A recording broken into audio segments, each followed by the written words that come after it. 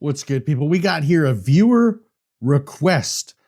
Somebody asked my thoughts and my opinions about the new Dior Homme Parfum, and as I did a little research on this new fragrance, see, the thing is, when Dior or any other line, Acqua di Gio, they release the same fragrance, but it's the 2024, 2025, the new edition, and it smells almost exactly the same. It's just a slight reformulation like Dior Homme Sport.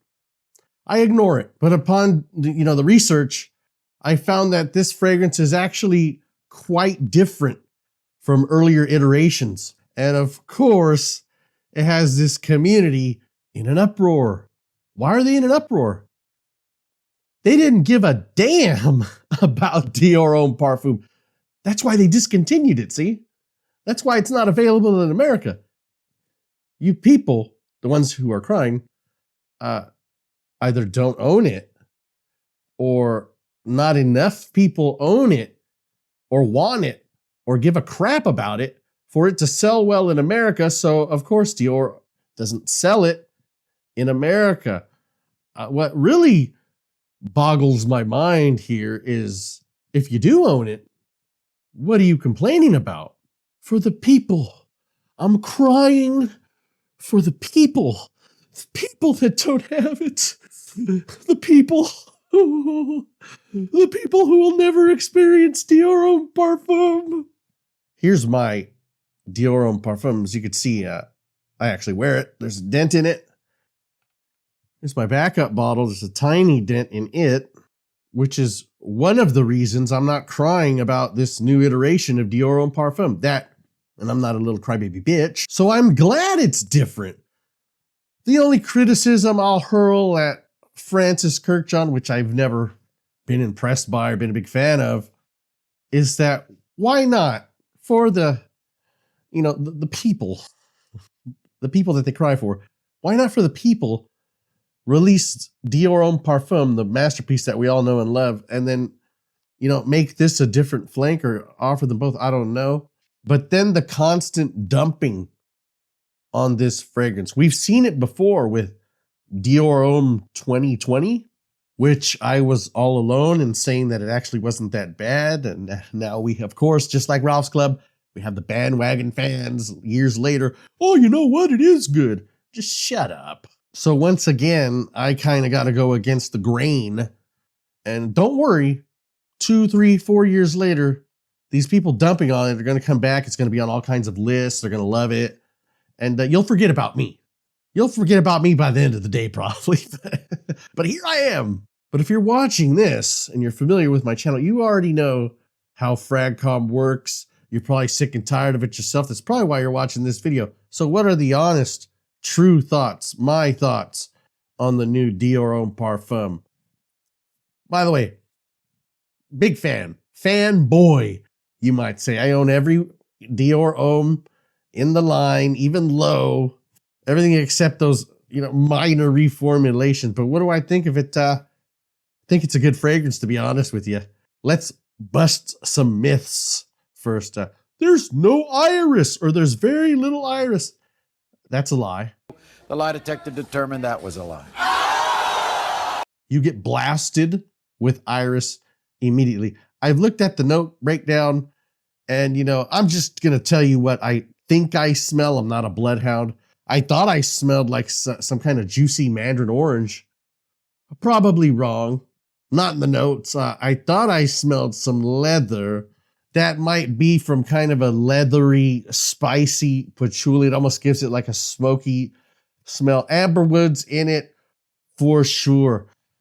Whether this is the patchouli or not, I don't know. It's a kind of a little chocolatey coffee smell that Dior Homme is known for. There's something unique in here that I cannot put my finger on. It's kind of a floral. Maybe that's part of the iris. There's a hay accord in here, maybe. Some vetiver, probably. Yeah, I get a little bit of that. But the bottom line is I'm loving this fragrance. When it dries down, the iris does settle, but come on, people. Well, there's hardly any iris in it. Get out of here. This is an iris-based fragrance, people. If you hate iris, don't buy it. If you love iris, you're probably going to like it. It does sweeten up. It's almost like there's Tonka in it. You know what? There's coumarin in it.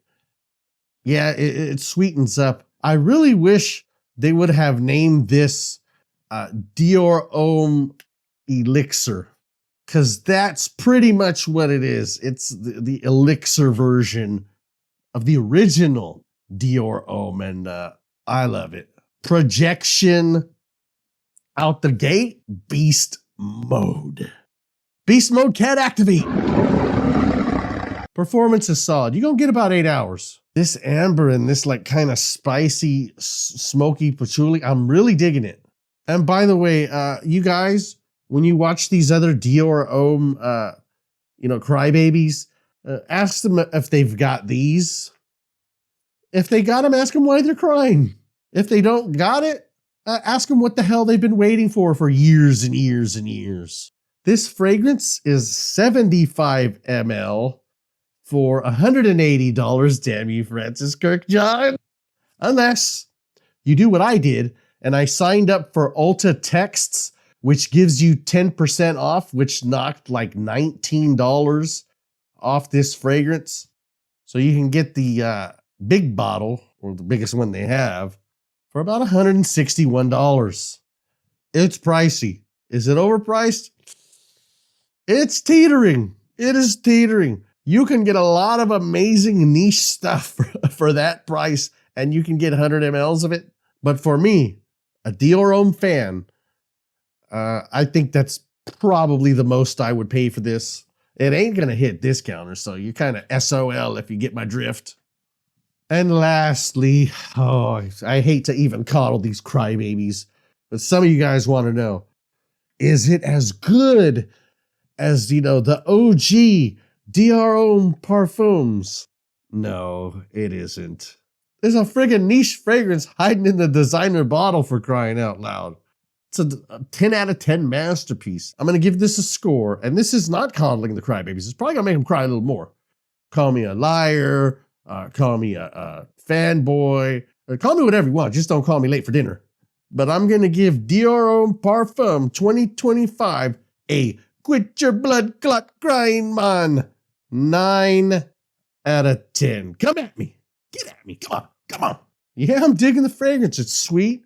It's modern. It's upscale. Not too upscale. Sometimes I feel underdressed wearing the old Dior Homme Parfum.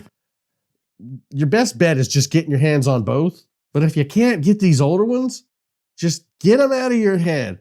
Focus on this and what this is compared to the rest of the fragrance world. And compared to the rest of the fragrance world, pretty damn good. So that's my opinion on it. My opinions seem to be like onions that make people cry, but not as hard as they cried when they found out that Dior reformulated the Dior Homme Parfum.